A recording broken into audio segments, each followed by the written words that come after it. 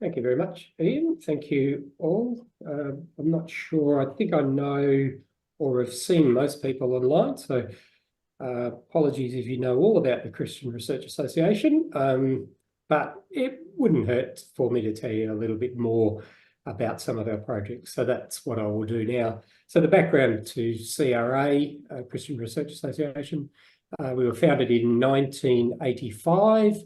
And our mission is to serve the Christian churches of Australia. Primarily, that's our role, with providing and promoting high quality research that enhances the mission of the churches and of the well-being of individuals and society in Australia. What we do, most of the research we do, not all, but most, is commissioned research. So an organisation, a denomination, a church will contract us to do the research. They'll come with a question, a proposal, and say, can you do this? So some of the projects we've had over the many years since we've founded, we've sort of got strong background in leadership, particularly in rural churches, cross-cultural ministry, and youth culture. Done a lot of work in that area, particularly in schools. Religious education and schooling as well, Australian forms of spirituality, welfare and congregational life, in the chaplaincy space as well. And something that I'll talk about in a moment is looking at communities of meaning, and just watch this space, and I'll tell you more about what that's about. So pretty much the researchers of CRA do most of the research, because we're skilled in all the different aspects of social research, so the qualitative research, so doing focus groups, interviews, analysis of data, the quantitative design as well, so survey design, statistical analysis, secondary analysis of survey data, census data, those sorts of things as well. We also do a little bit of research methods training and provide resources in that space as well. So pretty much the full spectrum of the research process is what we're involved with and we can undertake, or any parts of that process as well, which we've done over the years. Some parts we might just do a data analysis, other parts we might provide a foundational basis for the research methodology or something like that as well. So some of the resources that we have that we look at, firstly, we do a lot of, or have had done over pretty much right back to the start since 1985. We've done work on census data, so analysing census data, particularly local area census reports, so we can customise those for any geographical area, so a particular local area for a church, or a wider area such as a local government area or a state, or at a national level as well. A book that Philip Hughes, the foundational director of the CRA, published last year under CRA's name, Australia's Religious and Non-Religious Profiles, is a good example of some of the stuff that we've continued to do over the many years. Previously, the first couple of analyses of that we did and converted to CD-ROM, if you remember those. We don't use them very often now, but certainly they were quite at the forefront back in the 90s and the noughties. But nowadays it's a print edition, and most commonly providing soft copies of that through PDFs and so forth. We also do customised research where we combine the census data with other social survey data, or data that we've obtained ourselves as well. And of course, doing presentations online or in person. Some of the publications, we do a quarterly bulletin called Pointers, and that really provides a bit of an update to our subscribers and readers, the members, about church life, faith and Australian culture. As I mentioned, Australia's religious communities, we do analysis of census data and other data, produce books and other publications as well, research papers. And where we can, when we've got time, we try and contribute to relevant academic journals as well, which leads me on to our association with the Journal of Contemporary Ministry. And it's great that John Newton's joined us today as well, because this is really the, I suppose John is the foundation behind establishing this journal, which was under the banner of Harvest Bible College. Then, not sure if it actually came under Alpha Crucis or not, but it didn't. No, that's right. CRA took that over. I'm trying to think of the year, but for some years now, it's come under the banner of the Christian Research Association. So it's a free online journal. The website is there, and sort of a good edition. Each edition of the journal will contain, obviously, peer-reviewed articles, book reviews. Try to have student essays in there, pastoral reflections, and occasionally we've had summaries of doctoral theses. Maybe we'll look at us revisiting those as well. As I said, it's peer-reviewed, double-blind peer-reviewed, and as a minimum, we try to publish that annually as well. And I just mentioned we're trialling printed editions of that journal. We've had a little bit of interest in that. So if you are interested, let me know, or look at our website and we can certainly get copies of the printed editions of those journals out. Well, we also, since I think about 2000, we've had a HREC, a Human Research Ethics Committee, which is regulated obviously through the National Health and Medical Research Council.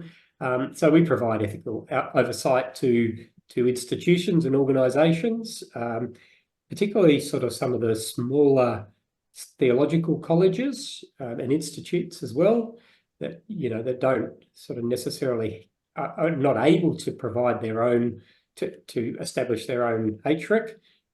So they can come to us and we will provide those services to them. And the beauty of that is that the HREC is very efficient, and it's quite relevant to the processes and the timelines that generally the institutions, the colleges need to follow as well. We also provide training in ethics, in the ethics of social research as well. So CRA, since about 2016, 2017, CRA has established a pool of what we call accredited researchers, people that are experts in their own sort of fields. We at the moment, we're sort of established 3 different levels depending on their experience, their qualifications and all that sort of stuff.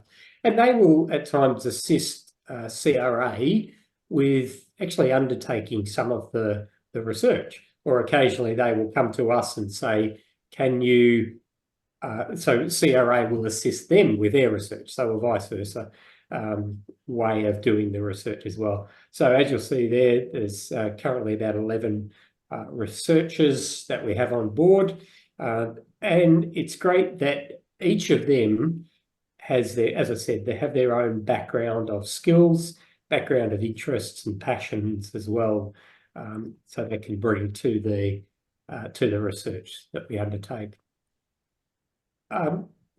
Since right from the start, we've had a history, CRA's had a history of collaboration with church denominations, with colleges and schools, between states, organisations.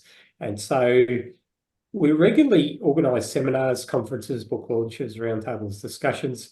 Just last week or week before, I think it was, we had a public research seminar online and face-to-face here in Box Hill, where I'm located.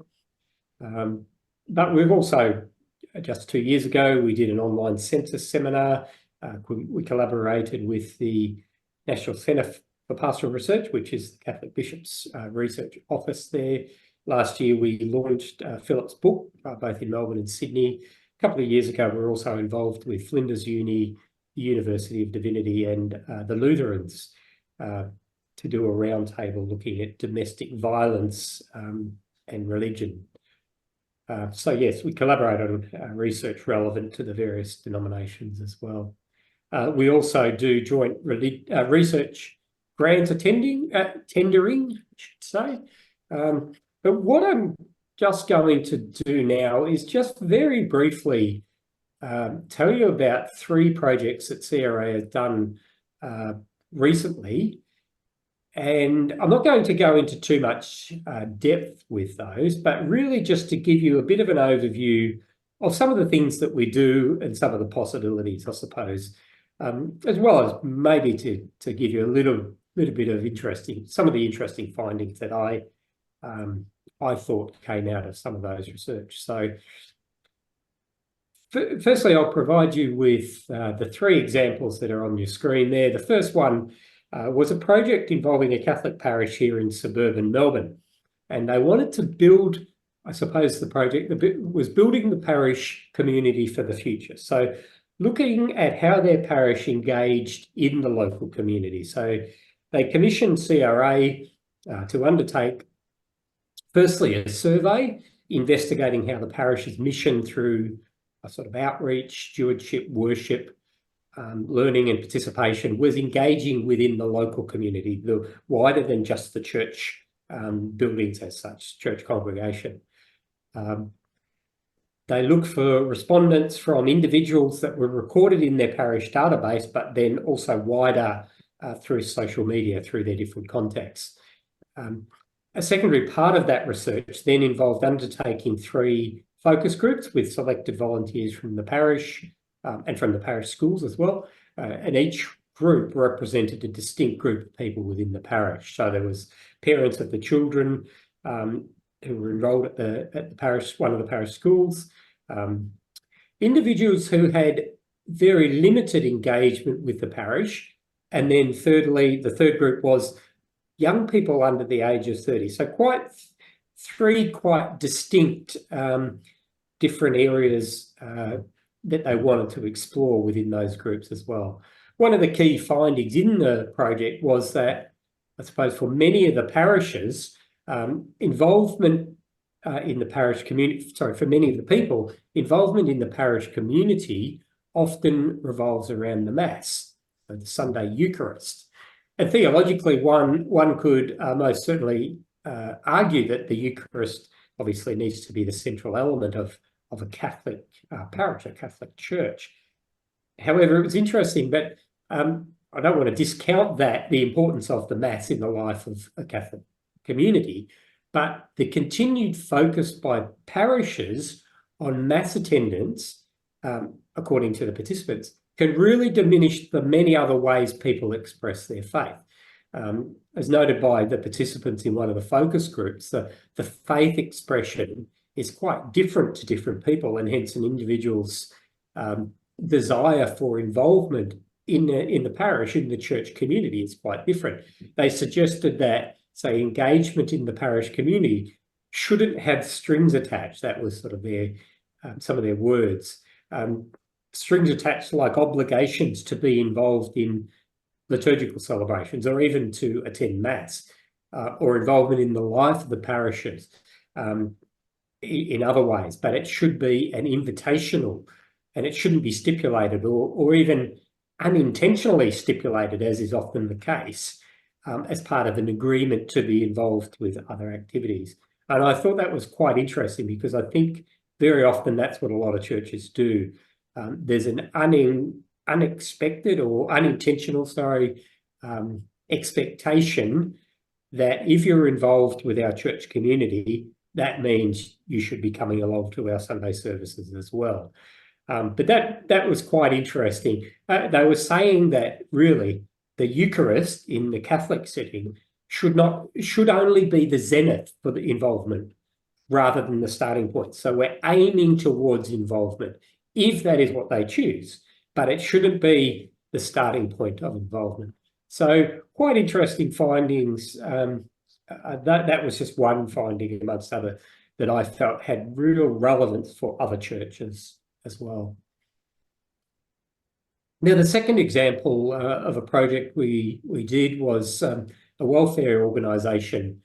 So looking at social housing and homelessness in the regional area of Victoria. So CRA was contracted by one of the conferences of the St Vincent de Paul Society to investigate people's attitudes and experiences of homelessness in this regional area of Victoria.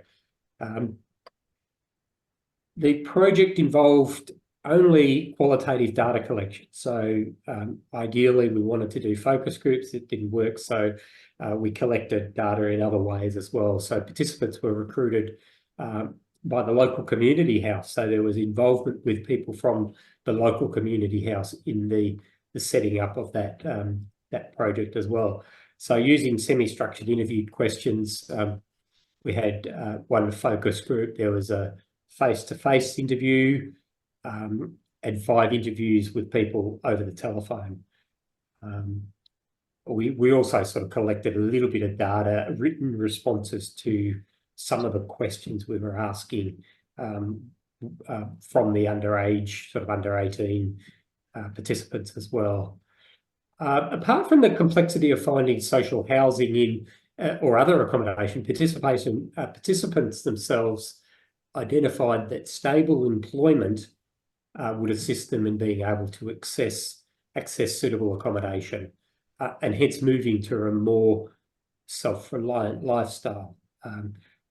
Although most participants suggested that support really needed to be offered if that transition was going to happen. It was interesting because most participants, they just desired a basic and a very modest lifestyle, probably what you and I would just take for granted as a given. They were yet to access that sort of lifestyle. Nearly all of them agreed that providing more affordable accommodation options in the local area in which they lived, not in a town, the next town over, or the next sort of regional area over, but they really needed something within the town, which sort of goes, I think, to the heart of the whole social housing and where these established social housing endeavours are set up and so forth.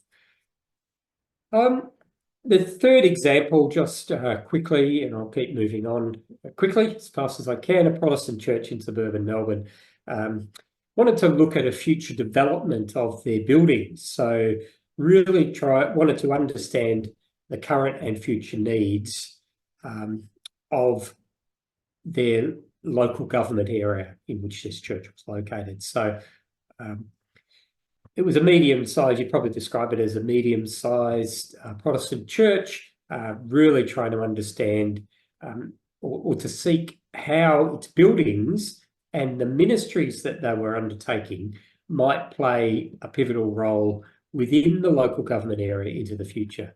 So using data from a range of sources, including census data, local and state government data, health statistics, community service reports, a wide range of different data sets.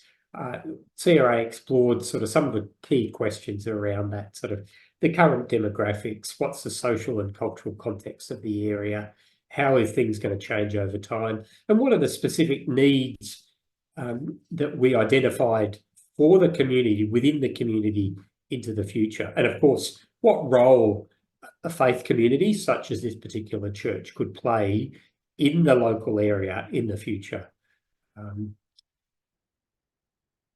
One other project that we're just embarking on, and I'll move on to the next slide there, is a project that is called the Communities of Meaning project. And this is really coming from the design and idea of Philip Hughes, our previous director. So most of what I'm going to tell you about this project now, just in this short space, comes from Philip, who was not actually available to attend today. So, but basically he's suggesting in his background information to this project that there's a strong movement of secularisation in Australian society. For some people, there's antagonism to what they experienced earlier in their life, what they regard as causing division in society towards sort of religion and churches. For others, religion simply just not on their agenda at all, not something they really want to think about. And that the generation that has led this change, Philip has identified really as the boomer generation. Generally speaking, those born between 1946, so just after the Second World War, and 1964. So since the end of the 1960s and the 70s, it's been quite evident that the boomer generation was different. After the wild early days, which has often been, I suppose, caricatured as the age of sex, drugs, and rock and roll, and perhaps it was for certain groups, they've continued, though, to be quite different in their sense of their relationships and creative in their sense of community, quite different to the previous builder generation. They changed partners. The boomers generation changed partners more than any previous generations, probably because there was new, easier divorce laws, but they also have experimented with different forms of communities as well. The boomer generation sort of in at this stage now where they're retiring, and comparatively few boomers have been involved in churches, and that's quite apparent if we look at the data.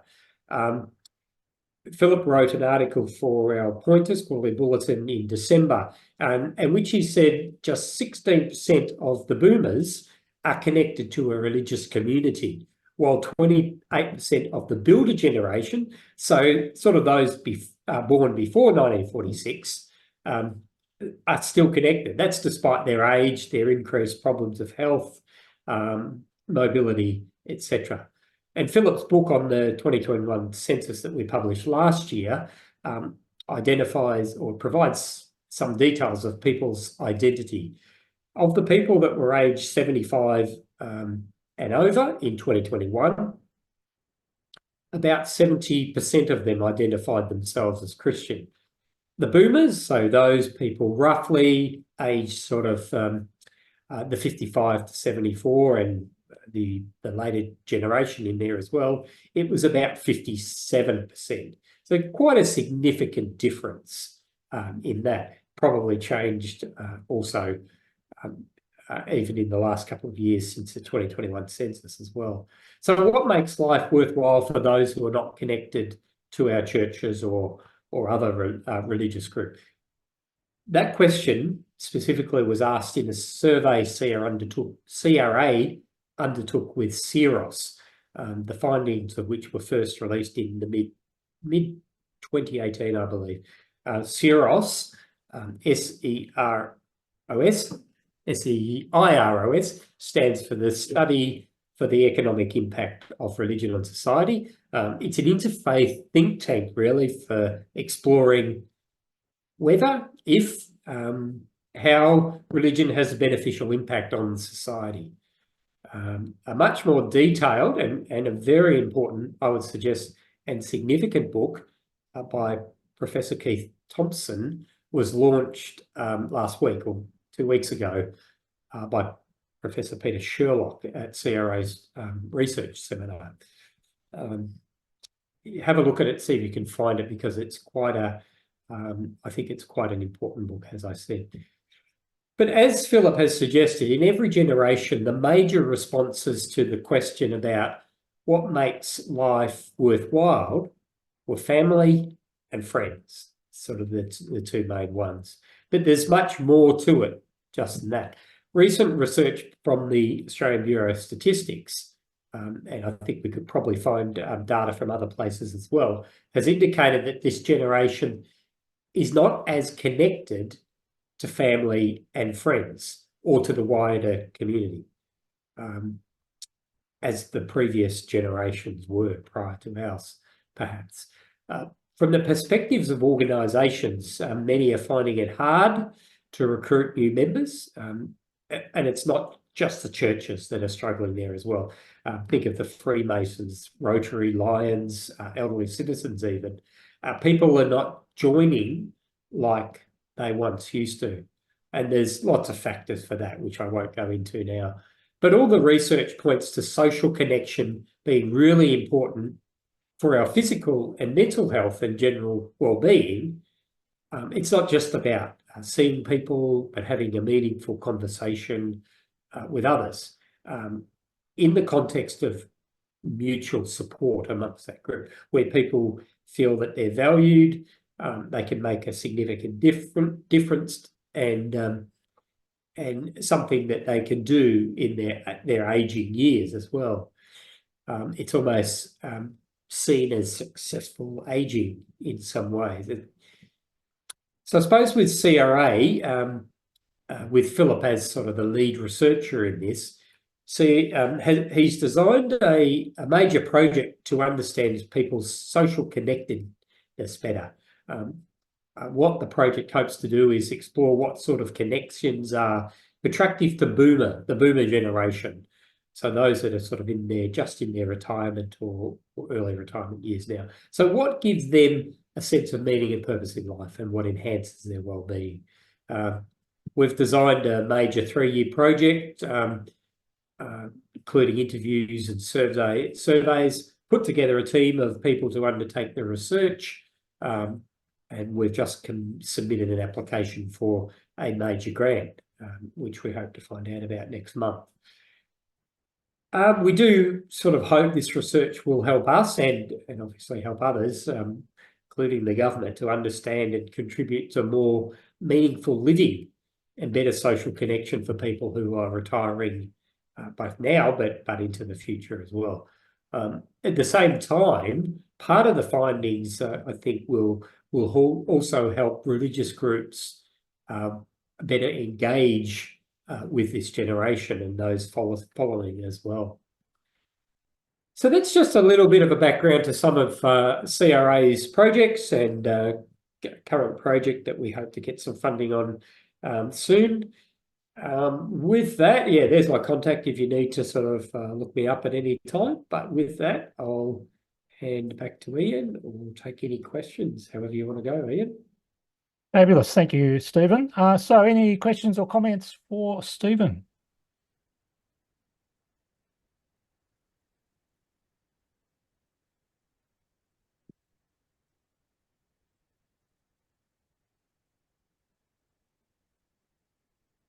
Ooh, that's the way I like it. Stephen, I'll ask one. I'm conscious that CRA picks up projects when interested parties come along, and they say, well, we'd like to check out this thing about the Australian community or spirituality or something. But then you also sort of carry on things in your own initiatives, such as pointers and things like that. So yeah, can you just say a little bit more about what are the things that you guys get on with all the time, and what the split between that is and the projects that you take on? Yeah, so it's an interesting model that CRA has sort of come under now. I'm the research coordinator. I work up to 2 days a week, but in reality I work sort of about 1 day a week, or I have for the last 12 months or so, and that's because of the demand of my other role with the Catholic bishops in their research office as well. But sort of, yeah, the day-to-day running of the office, we have an admin person that works a few hours per week, if that. He does a lot of the financial stuff and accounts. I do, as with any organisation, small organisation, do a lot of the admin, so that takes up a bit of time. I'd love to write for Pointers more. I try and sort of get an article in each edition. So that day-to-day running of the office, contributing to Pointers, I do a lot of the sort of groundwork for Pointers in getting the articles in, editing a lot of them, getting up to scratch. Our admin person then does the layout, and then I coordinate it from there. So that actually does take up a fair bit of time as well. And also, as well as that, I've got a small, a medium size from our perspective, a medium-sized project that I'm working on at the moment, sort of trying to get that done.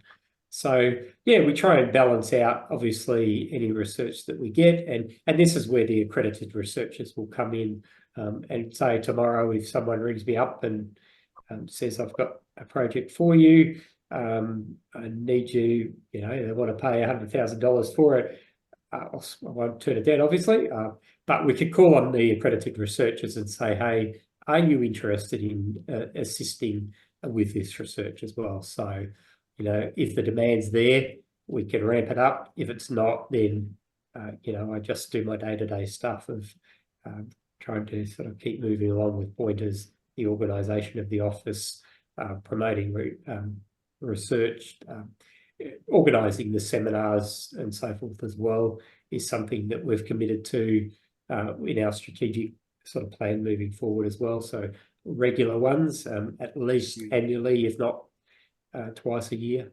So yeah, does that sort of answer your question a little bit, Sam? Yeah. Yeah.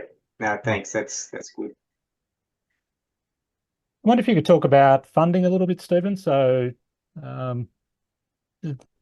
we're all looking for research funding, and the CRA seems to be our access. So you mentioned the Communities of Meaning project. You're putting together a grant application. Who are you applying to, and what sort of tips would you give in terms of getting research funding? Yeah, that one's a bit out of the ordinary, in that we're applying for a government grant, so an ARC grant or linkage grant. I'm not sure which one it is. I haven't been involved with the application as such. But some of our sort of base funding comes from subscribers and members. So organisations contribute to CRA, and with that, they will then receive sort of some all of our publications, access to our seminars and all those sorts of things as well. We have a number of senior members that really pay a little bit more and have a position on our board. So they sort of pretty much guide the organisation in, you know, our direction for the future. Not so much the day-to-day. Obviously, that's my role and the researcher's role. So yes, we receive funding from those.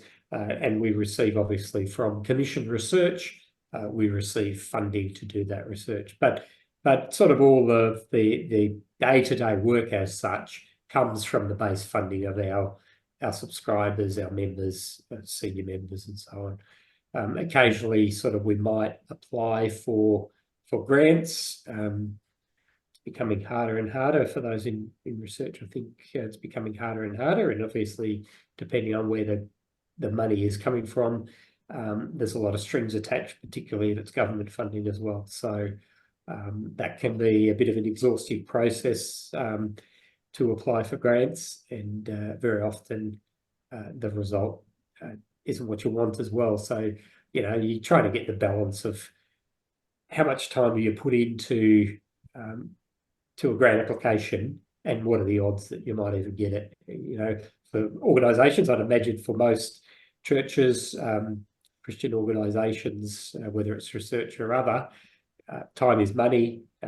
You know, any amount of work we do means, you know, we need to fund that, be able to fund it as well. So does that sort of answer your question there, Ian, in terms of where it comes from? Did you have a thing specific in mind? Oh, you're just interested in the application from so you're applying to the federal government for a grant for the Community of Meaning project. Yeah. Just whether there were any tips on that. Well, I'm sure Sam would be able to offer you tips. Any others that have sort of applied for those sorts of grants will certainly be able to talk you to give you tips on how to approach it. We've had a couple of contacts that have actually sort of received grants in the past. So yeah, it's very important to be able to tap them on the shoulder and say, do you have any hints about how we can better prepare our application? And that has been really important, because they will say things, they will tell you things that you wouldn't pick up until you don't receive it, or even when you don't receive a grant, you may not recognise where your shortfalls were. It's not until you actually receive a grant that you realise that, you know, what it takes to get them as well. Though, yeah, they're big government grants, that is, but there's also other funders out there. I'm sure if anyone wants to put up their hand, by all means, let me know.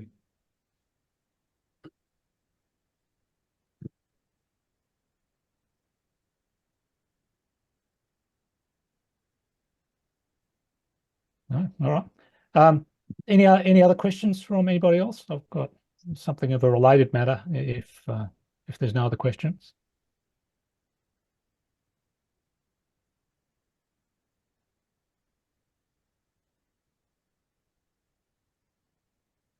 Stephen mentioned the census, and I had reason to do up this little graph based on the 2021 census of those who are indicating Christian affiliation.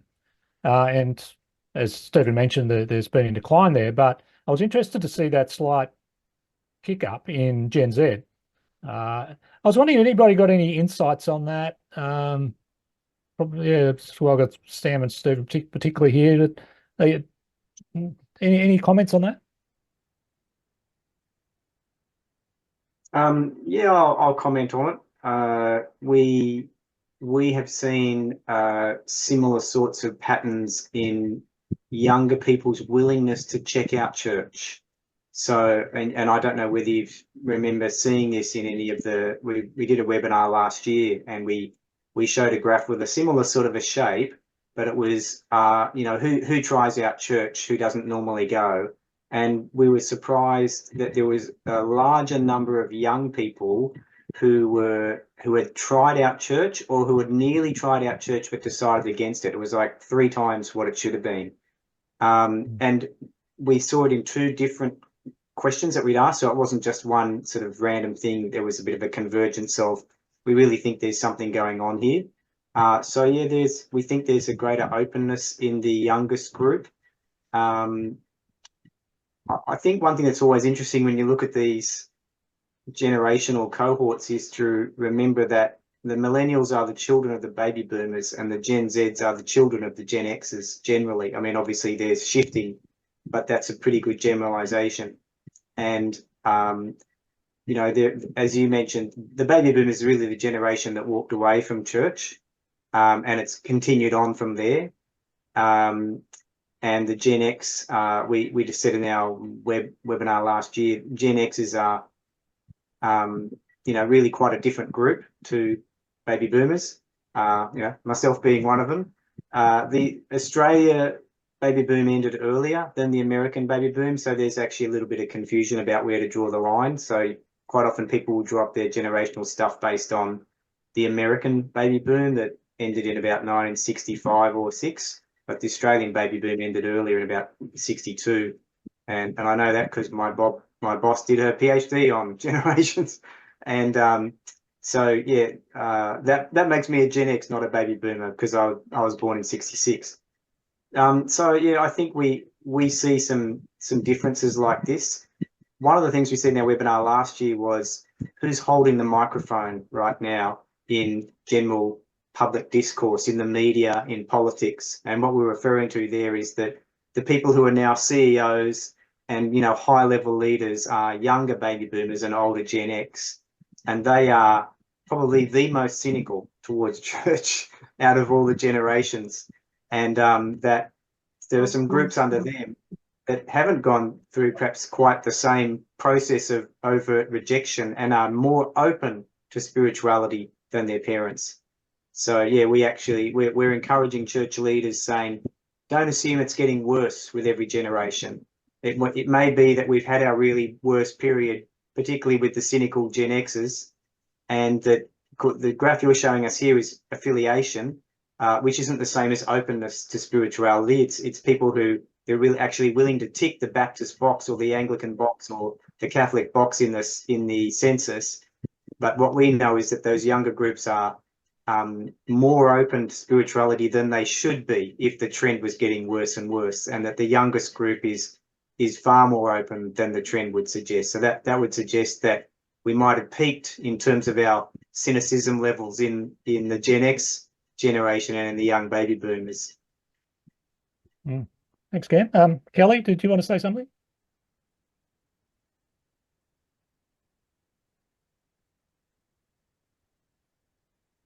Sorry, was that me? Yes, Kelly. Yeah. Sorry, it cut out right when you said the name, so I'm so sorry.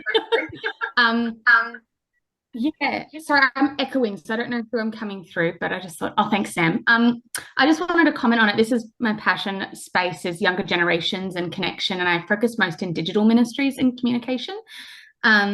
And I fall in that weird space. I'm a millennial, which is that weird connection into this. As I would like to say, we're the most hated on generation, from Gen Zs up and baby boomers down. I just find it interesting, the conversation, particularly you're sharing about how our younger generations are more open to spirituality and seeking. And the connection that I find with access to information globally is vastly different. And so that cynicism that's passed on is super interesting because it's based on personal experience. But now you find a lot with younger generations, their cynicism towards church is based on institution rather than personal experiences. And that comes a lot from an Americanized theology. And so for me, the question is, how does that play into how our younger people are affiliating with Christianity or exploring who God is or understanding their relationship with God through the spirituality that we actually have, particularly in Australian communities and Australian churches, when all of the majority of the information feeding that they're getting globally is from a very Americanized understanding of church, understanding of institution, understanding of faith. And they don't translate as easily as I think people think they do. And so that openness to spirituality, Sam, that you were sharing, I'm finding, I think is really interesting to understand how do we share what is innately good in terms of Australian culture when it comes to church and theology, and how does that actually break open and how can that form our faith differently for our young people today? So I'm all up for young people being open for spirituality in that. So.